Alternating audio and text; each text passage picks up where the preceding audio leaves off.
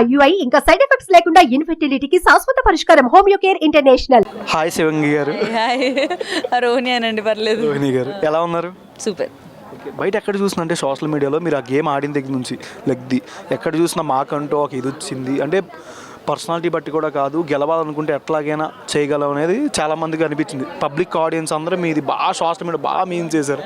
అసలు మీరు ఎలా ఫీల్ అవుతున్నారు? ఎట్లా అనిపించింది గేమింగ్లో కానీ? చాలా దాకా ఇంజూర్స్ అని కూడా విన్నాము. ఎట్లాగా మిమ్మల్ని చాలామంది ఎగతాళి చేసినా సరే మీరు ఎట్లా అసలు ఆడగలిగారు? సో నాకు ఎప్పుడు బిగ్ బాస్ హౌస్లోని కాదు, బయట కూడా నాకు ఆల్మోస్ట్ 2 times సర్జరీ అయింది, నాట్ వన్స్. 2 times సర్జరీ అయినప్పుడు కూడా నేను చాలా స్ట్రాంగ్గా ఉంటా. ఏదేమైనా పర్లేదు, ఎవరేమనుకున్నా నేనేం చేస్తున్నాను ఇంపార్టెంట్. సో నాకు ఎక్కడ లేని కాన్ఫిడెన్స్ ఉంటుంది. ఓకే, ఇప్పుడు నా పర్సనాలిటీ నాకు అడ్డు కాదు, I can do anything.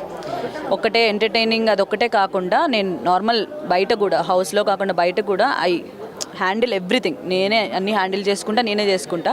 So లోపలికి వెళ్ళిన తర్వాత ఓకే, నేను ఇన్ని చేస్తున్నా, ఇన్ని అచీవ్ చేసిన, వై ఇంకా స్టిల్ 0 అండమో లేకపోతే ఫైర్ లేదు, ఇవన్నీ ఎందుకు వస్తున్నాయి? ఏదో ఒకటి చేయాలి అనుకున్న టైంలో ఈ టాస్క్ రావడం, నేను నించోవడం, స్ట్రాంగ్గా ఉన్నా, గెలవాలి. ఎందుకంటే లాస్ట్ మెగా చీఫ్, మళ్ళీ బిగ్ బాస్కి పిలవరు. వైల్డ్ కార్డ్గా పిలవడమే సెకండ్ టైం గొప్ప, మళ్ళీ పిలవరు. అయితే ఇప్పుడే అవ్వాలి లేకపోతే లేదన్న పాయింట్లో అట్లా గట్టిగా నించున్నా. సో ఆ లోపల ఉన్న కాన్ఫిడెన్స్ అట్లా నించోబెట్టింది. అగ్రెసివ్ అని చెప్పలేం, I'm not at all aggressive. నేను ఏ సిచ్యువేషన్లో కూడా ఐఎమ్ నాట్ అగ్రెసివ్. సో అది ఏంటంటే లోపల ఉన్న విల్ పవర్ అంతే ఉండాలి, గట్టిగా ఫిక్స్ అయ్యాను.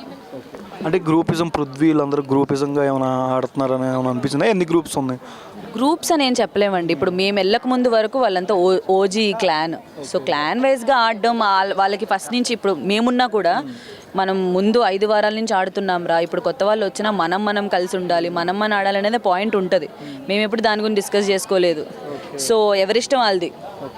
నబీల్ ఇలా గేమింగ్ ఎట్లా అనిపిస్తుంది అంటే బిగ్ బాస్? నబీల్ గేమ్స్ బాగా ఆడతాడు, ఫన్ ఉంటాడు, మంచిగా ఉంటాడు, క్యూట్ అనిపిస్తాడు నాకు నబీల్. యా, కొన్ని సిచ్యువేషన్స్లో ఏంటంటే తను ఓడిపోతే తీసుకోలేడు అంతే తప్ప మిగతా అంతా అసలు Nabeel is very good person. Runner ఎవరు అంటారు, విన్నర్ ఎవరు అంటారు? చెప్పలేనండి నేను, బికాస్ ఈ సీజన్ అసలు ఎస్టిమేట్ చేయలేకపోతున్నాం ఎవరు విన్ అవుతారు, ఏ వీక్కి ఎవరు గ్రాఫ్ పెరుగుతుంది అట్లా చూడలేకపోతున్నాం. సో మనం చెప్పలేం. ఈ వీక్ అంతా చూసాక కూడా ఇంకా డౌటే నాకు విన్నర్ ఎవరైతారా.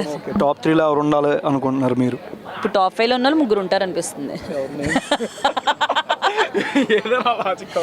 నిజంగా ఇప్పుడు ఎందుకంటే